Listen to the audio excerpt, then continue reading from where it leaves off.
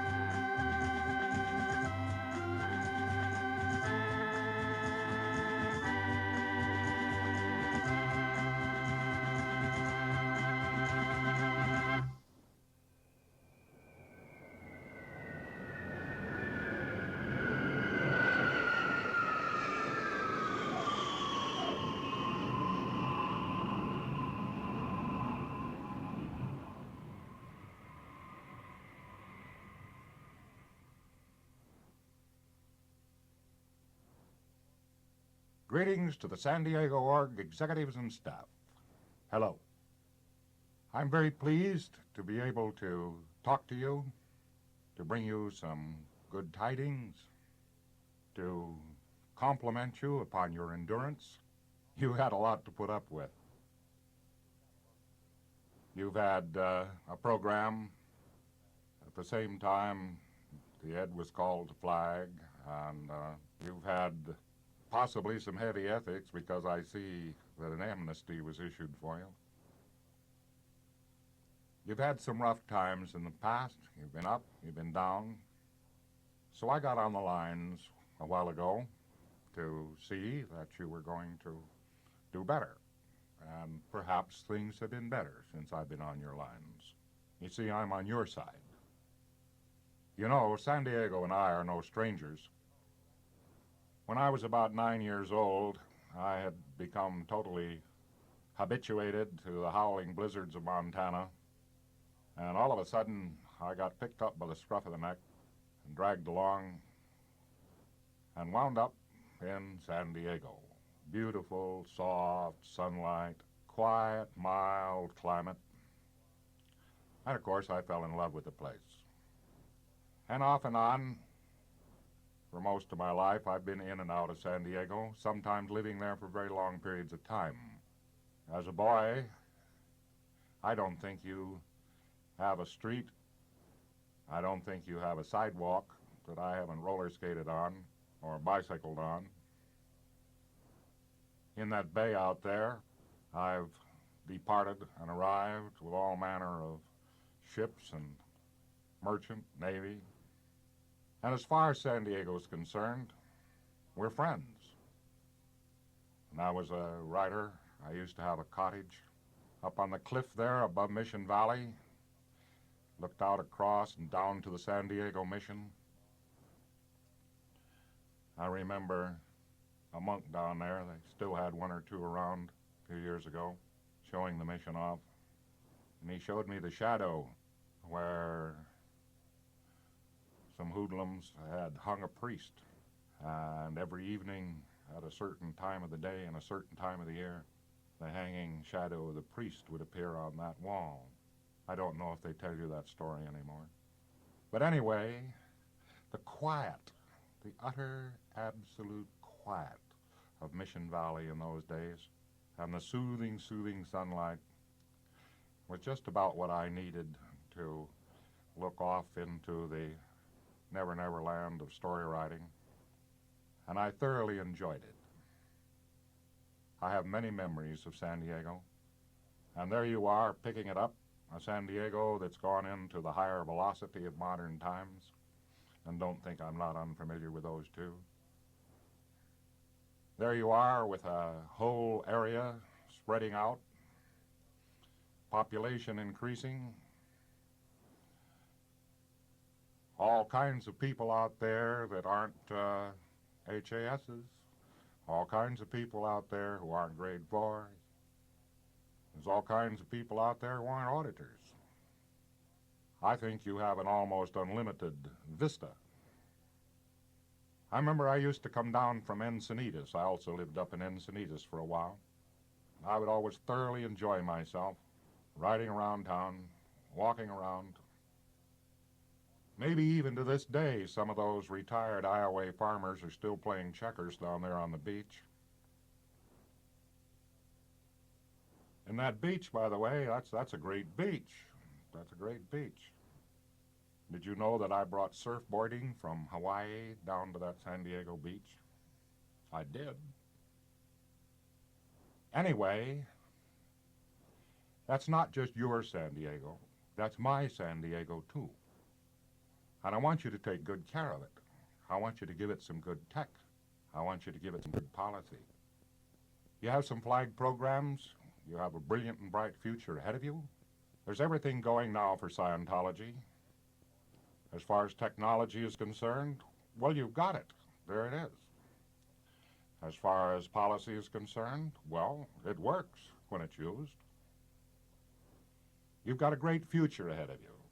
And my one hope is that San Diego is going to take off now like a rocket.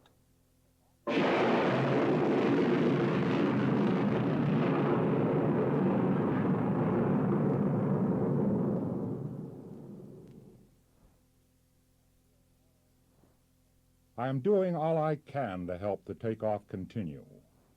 And that's what it is, help. In your turn, you can help me by making the org help itself. An org is looked upon in terms of what its CO or ed is accomplishing, what its individual staff members are accomplishing. It is looked on the basis of who is there and what they are accomplishing. It is not looked on for what flag does for it, quite the reverse. The more Flag has to do to bring about an org's prosperity, the lower opinion it has of the CO, the ed, and the staff. Exterior management begins to look for who is stopping the scene from functioning and what can be done to make it function.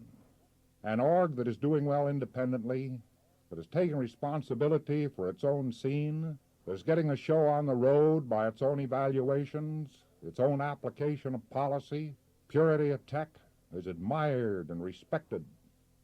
When an org has to be wet nursed by Flag, when it runs only on orders, when it takes no responsibility for itself or its staff, when its org form needs to be handled and its tech corrected and its delivery has to be worked over by Flag missions, the reputation of the CO, ed, and staff suffers.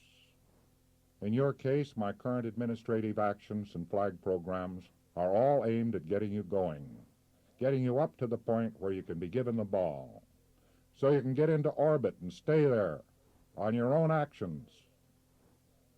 There will always be new programs that will assist you, programs that reach out to the world. Other programs reach in to solve the problems only when you haven't solved them yourselves. We need more reach-out programs. You can assist by handling yourselves to require far less reach-in programs. We want you to be autonomous and proud and prosperous. I've lately issued LRH Ed 289 Int, which gives you a general summary of some of the work I have been doing in recent weeks or months. I'm correcting things which in the main were not your fault, that came to you as orders from others. I am not your general manager. I am officially titled Consultant to the Board of Directors and, of course, Founder. I ceased to be your executive director on 1 September 1966. I retired and worked on my own hats, writing, research, development, and general consultation with church executives. There have been many fine people handling things since that time, directly on your lines, expanding the numbers and impact of Scientology. Every now and then, under board authority, I do, however, get pulled back into administration, and this is one of those times.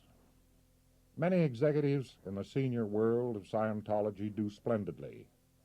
They have spread Scientology further and further by their hard and excellent work. They keep the show on the road. There was a time when Scientology's forward progress was totally dependent on what I got done. This is no longer the case. Stellar amongst those senior bodies is the Guardian Office, is the foremost organization of its kind on the planet, and you are very lucky to have it, and so is the planet. And there are other fine networks. There are many old-time, long-experienced senior executives directly on your lines today. They all want you to succeed. They want you to succeed as individuals, and they want you to succeed as organizations, and they work harder, far harder than any other body of executives on the planet. You have executives and potential executives there in your org or available to your org. The Flag Bureau Executive College was set up and groomed up to produce more executives, and it is doing a great job of it now. It is very thin at the top, particularly when you have the whole planet opening up. Today we have far, far more good press than we have bad press over the planet. Your AG, your assistant guardian, can prove it to you. Today we have far more good TV programs than bad ones. The bad ones are almost non-existent. The good ones are tremendous in number. Today we have thousands of radio spots every week. That's right, every week. You may not recognize some of them as Scientology. You are, however, getting the social benefit of these. Bans and counter-intentions to us are fading away, and nearly all the serious ones are past history. The scene with IRS and other tax authorities appears quite favorable. And as we overcome the obstacles that will always greet a potential as great as ours, what is happening to our yesterday enemies? They are losing. They have lost ground so far and so heavily that they are beginning to fade from the world scene. Psychiatry and psychology take heavy losses every day. the one that started the initial attacks on us covertly over the world, the American Medical Association, has very nearly ceased to exist. And what of our own actions? Our plans and advances and materials have entered a golden age. Never have such publications and advances been available as they are now. It took years and years of work by an awful lot of people to assemble the materials in book form that are now available to you. The Org Exec course volumes came first, then its subject index. Now we have the admin dictionary at the printers, and it will be released after the first of the year. And it is the only dictionary of its kind and will handle not only your own admin misuse, but those of the business world as well. A short time ago, the HCOB volumes were published and released. You can't say you don't have the technical bulletins vital to your training. That is quite a triumph, getting the world's foremost future mental technology all into one big set of volumes. They are available to you right now from pubs. And along with them, you have already the Tech Dictionary to handle all the technical misuse. How's that? And in addition to other books, coming right up is the most broad and effective volume that you have ever seen. It's the Volunteer Minister's Manual. It is a beautifully printed and put together book. It's being released for your Christmas trade. Programs, the reach out kind, are coming right along with it to give you new reach. There never before has been anything like the Volunteer Minister's Manual. It took 4 years to produce. There is a cassette project now in its beginning stages by which you can obtain selected classic lectures from a library gathered together from over a quarter of a century of LRH lectures. In these materials, you have the only workable mental and spiritual technology in the world today, and that is the fact. You have the means of handling and solving your own, the individuals, the groups, and mankind's problems. That's no exaggeration. If this weren't true, how is it our tech is becoming more and more the official, the copied, the progressive tech of the planet? A few days ago, somebody showed me a Playboy, and it said that drugs were dying out in universities because the students were becoming Scientologists. But all of our general progress is made from the building block of an org, your org. Such advances into the society require teamwork, and an org is a team. It is a team amongst many other org teams over the planet. So what is an org? And what are its duties? And what is its atmosphere? Well, I'll tell you. An org is built of people. People as individuals have to be hatted and have a purpose for their post they can perform, and on which they can produce something that is necessary to group survival. We live in a cynical and violent age, yet an org must be friendly above all else. It must care for its public in a friendly, interested way and do all possible to help them. It must also care for its staff members and care about what happens to them and how they feel and help them on their posts and in their lives. An org is actually a religious cooperative. Its staff makes what they actually produce.